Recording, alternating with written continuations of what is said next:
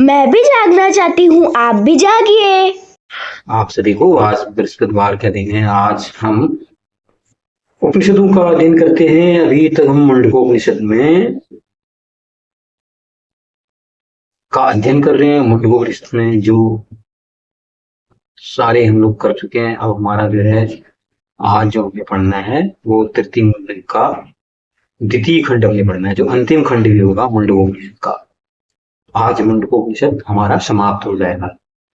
तो इसमें शुरू करके आखिर द्वितीय खंड में क्या लिखा गया है उसमें देखते हैं। इसमें जो श्लोक की मैं आपको संख्या बताता हूँ, कुल मिलाकर कितने श्लोक। हाँ, ये जो तृतीय खंड में है ये करीब करीब 11 मंत्र या श्लोक जिन्हें आप जो भी कहें वो इसमें दिए गए हैं। और जो इसमें है आत्मा संबंधी ज्ञान वो मैं आपके सामने उद्धरण करता हूँ। जब कोई भी इंसान बुद्धिमान जिसके अंदर तर्क शक्ति होती है, बुद्धि होती है, तो इसके बाद समझ में आ जाती है कि ये जो जगत का रचयिता है या परमाधार कोई ना कोई एक परमेश्वर अवश्य है, जिसमें संपूर्ण जगत स्थिर हुआ या प्रतीत होता है। अगर इंसान समस्त भोगों का कामना का त्याग करके उनका ध्यान करने वाला साधक जान लेता है कि जो मनुष्य परम पुरुष परमात्मा की उपासना करते हैं एकमात्र उन्हीं को चाहते हैं, वे सर्वथा को निष्काम होकर रहते हैं, किसी प्रकार की भोगों में कामना में उनका मन नहीं अटकता। अतः वो इस प्रकार इस शरीर में जो रज वीर इत्यादि जितनी की चीजें उनको लाभ जानते हैं। और जब कामनाएं नहीं रहती हैं तो फिर भोग का तो सवाल ही नहीं, और कामना ही जो है एक प्रकार से वो जन्म मृत्यु कह सकते हैं। कामना फिर खत्म हो गई तो जन्म मृत्यु के से आपको मुक्ति मिल जाती है। अर्थात कहने का मतलब है जो सार वस्तु के लिए असार को त्याग दे वही बुद्धिमान है। ये पहला श्लोक था। दूसरे में कहा गया है कि जो भोगों के पीछे लगा रहता है, जो भोगों की कामना करता है, जहां जहां भोग उठते हैं उसी हिसाब से कर्म करता है,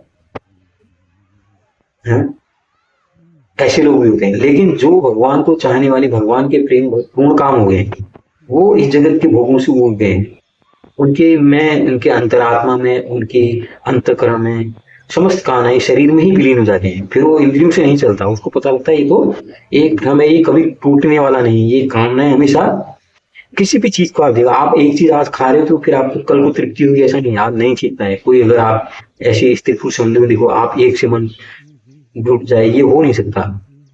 तो जब कामनाएं शरीर में विलीन जाती हैं तो फिर क्या है, जन्म मृत्यु के बंधन से यहाँ पर कहा गया है इंसान सदा के लिए मुक्त हो जाता है। यहाँ भी वही बात की है।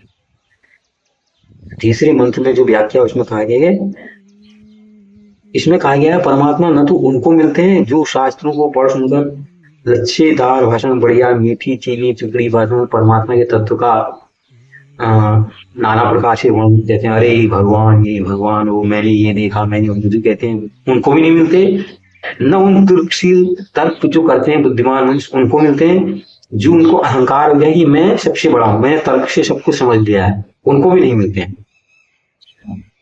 जो परमात्मा के विषय में बहुत कुछ सुनते हैं और उसी को प्राप्त होते हैं, स्वयं उसी को स्वीकार कर लेते हैं, वे स्वीकार उसी को करते हैं जिसके लिए उत्कट इच्छा होती है, जो उनके बिना नहीं रह सकता। यहाँ पर कहा गया अगर आपकी उत्कट इच्छा है, आप चाह रहे हो मुझे परमात्मा के दर्शन करने, आपने इंद्रिय वो कामनाएं सबसे मुक्ति पानी है, तो फिर आपको वो बुद्धि वो परमात्मा मिल जाएंगे। ऐसे ही कृपा निर्भर साधक पर परमात्मा कृपा करते हैं और जो योग माया का पर्दा है उसके सामने से हटाकर स्वयं उसके सामने प्रकट हो जाते हैं। ये तृतीय श्लोक की बात ही। चौथे मंत्र में कहा गया है कि परम ब्रह्मा परमेश्वर उपासना रूप बल से रहित मनुष्य द्वारा नहीं प्राप्त किए जाते। समस्त भोग की कामना छोड़कर एकमात्र परमात्मा की अभिलाषा करने वाला, मनन करने वाला, निरंतर विशुद्ध भाव से चिंतन करने वाला बल का संचय करता है। ऐसे बल से रहित पुरुष को वे नहीं मिलते। इस प्रकार कर्तव्य त्याग प्रमाद से भी वो नहीं मिलते, अपने काम छोड़ दो उससे भी नहीं मिलते। सात्विक लक्षणों से रहित संयम तत्व से भी किसी साधक द्वारा नहीं प्राप्त किए जाते। किंतु जो बुद्धिमान साधक इन पूर्व उपायों से प्रयत्न करता है अर्थात प्रमाद रहित होकर सिर्फ ये कह रहा है कि मुझे कुछ नहीं चाहिए, आगे रास्ते में उसको कहीं पर दर्द हो रहा है, दुख हो रहा है, तकलीफ आ रही है, सारी जो भौतिक वो उनके रास्ते में गुजर रहा है, लेकिन उसके मन में एक ही काम है कि मुझे तो बस उस परमात्मा को हासिल करना है, तो उसको वो फिर मिलते ही मिलते हैं। 5वें मंत्र में है कि जिनका अंतःकरण शुद्ध हो गया है, जो आसक्ति रहित हो गए हैं, उनको ऐसे संत परमात्माओं को मिल जाते हैं, क्योंकि वो ज्ञान से तृप्त हो जाते हैं। उनके अंदर फिर कोई अभाव वाला भाव ही नहीं रहता कि मुझे ये भी चाहिए, मुझे ये भी चाहिए, वो कुछ भी नहीं रहता फिर उनके अंदर। इसलिए वो पूर्ण काम होकर परम शांत हो जाते हैं। अपने आप को परमात्मा में लगा देने वाले ज्ञानी जन सर्वव्यापी परमात्मा को सब ओर से प्राप्त करके स्वरूप परमात्मा को उनका पृष्ठ हो जाते हैं। जब वो देखते हैं कि कण कण में भगवान है, चीज में भगवान है, जब उनके भाव हर जगह परमात्मा में मिल जाते हैं, हर एक में परमात्मा देखते हैं, तो फिर उनको परमात्मा की प्राप्ति हो ही जाती है। छठा श्लोक कह रहा है, ऐसे जिनने वेदों के अध्ययन द्वारा, सम्यक ज्ञान द्वारा अर्थ स्वरूप परमात्मा को बड़ी बातें निश्चित रूप जान लिया है, तथा कर्म करो, कर्म आसक्ति की त्याग रूप योग से जिसका अंतरंग श्रद्धा शुद्ध हो गया है, ऐसे ही सभी प्रयत्नशील साधक मरण काल में शरीर का त्याग करके परम परमात्मा ही परम धाम में जाते हैं। वहां परम अमृत सुख को संसार बंधन के लिए सदा से श्रद्धा मुक्त हो जाते हैं, क्योंकि वो निष्काम हो गए। कामनाओं का खत्म हो जाना ही मोक्ष है असल में। आत्मा श्लोक कहता है, जब महापुरुष अपना शरीर छोड़ते हैं, उसमें उनकी 15 कलाएं और मन से ही सब इंद्रियां, ये देवता, इंद्रियों के देवता, ये सब अपने अपने अभिमानी समष्टि देवताओं जाकर स्थिर हो जाते हैं। जहां जहां से जो है उसमें वही वो रंग जाते हैं। इसके साथ उनके जीवन मुक्त का संबंध नहीं रहता। उसके बाद उनके समस्त कर्म और विज्ञानमय जीवात्मा सब के सब अविनाशी परम ब्रह्म में विलीन हो जाते हैं।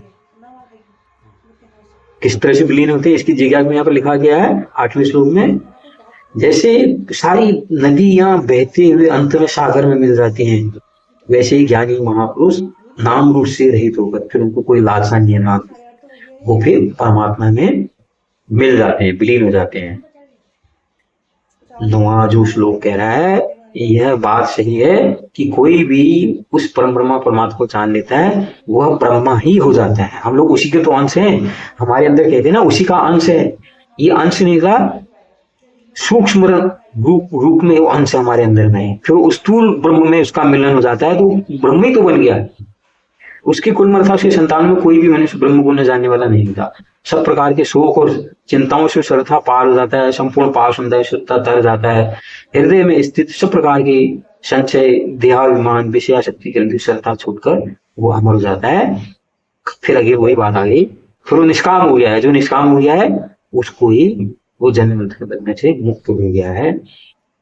जो मंत्र श्लोक 10वां है उसमें वर्णन करते हैं, ब्रह्म विद्या के विषय में ये बात ऋचाधार में कहेंगे, अपने अपने वर्ण आश्रम और इंसान निष्काम भाव से यथायोग कर्म करने वाली, वेद के यथार्थ ज्ञान को समझने वाली, परम ब्रह्मा परमात्मा की उपासना करने वाली, जो उनके जिज्ञासु हैं, विश्व एकर्षी नाम से प्रज्वलित अग्नि में शास्त्र विधि के अनुसार श्रद्धापूर्वक करते हैं। जिनने विधि पूर्वक चेतन का पालन किया है उनको ब्रह्म विद्या बतानी चाहिए। यहाँ पर ही बताया गया किसको ब्रह्म विद्या बतानी चाहिए। जिसकी इच्छा है उसको बताने में कोई दिक्कत नहीं, आप उसको ब्रह्म विद्या कर सकते हो। जो भोग रहा है वो कहाँ ब्रह्म विद्या के बारे में ज्ञान देगा, वो तो यही ढूंढता है मुझे लॉटरी लगानी है, मुझे ये टीम बना के सट्टा लगाना है, मुझे इतने करोड़ देंगे, हाँ ड्रीम 11 ड्रीम 11 पता नहीं क्या क्या चीजें चल रही, फिर उसी में रमे रहते हैं। उनको थोड़ी ब्रह्म विद्या मिलती है, आप दोगे उनके समझ में नहीं आएगी। अंतिम जो श्लोक है इसका मुंडकोपनिषद का तृतीय मुंडक का द्वितीय खंड जो अंतिम भी है, यहाँ पर मुंडकोपनिषद समाप्त हो जाएगा। इस प्रकार सत्य का पहले वचन मैंने शौनक ऋषि को उपदेश दिया था, जिनमें ब्रह्मचर्य का पालन नहीं किया, वो इसे नहीं पढ़ पाता। वही बात है ना, जो भोगों में डूबे गए हैं, भोगों में डूबे हैं, उनको ये उपनिषद वगैरह कुछ समझ में नहीं आएगी। इसके लिए एकाग्र चित्त करना पड़ता है, कामना रहित अपने आप को बनाना पड़ता है, तब जाके ये प्राप्त होते हैं। तो इस तरह से मुंडकोपनिषद भी ये आज हमारा संपूर्ण हो गया। इसके अंत में जो शांति पाठ करते हैं बहुत पढ़ लेते हैं। ओम भद्रं गणैर्यशृणुयाम देवा भद्रं पश्येमाक्षभिर्यजत्राः स्थिरैरङ्गैस्तुष्ट्वा गुं स्तनु विपर्यसीं देवीरं यदायु स्वस्ति न इन्द्रो वृधसर्वाः स्वस्ति न पूषा विश्ववेदाः स्वस्ति नस्ताक्षर्यो अरिष्टनेमि स्वस्ति नो बृहस्पतिर्दधातु। ओम शांति शांति शांति। शुभ आज हमारा हो गया है। जो अगले हफ्ते हम पढ़ेंगे वो हम मांडलिक्योपनिषद पढ़ेंगे। बहुत बहुत धन्यवाद। नमस्कार। जुड़े रहिए। आपका दिन शुभ हो।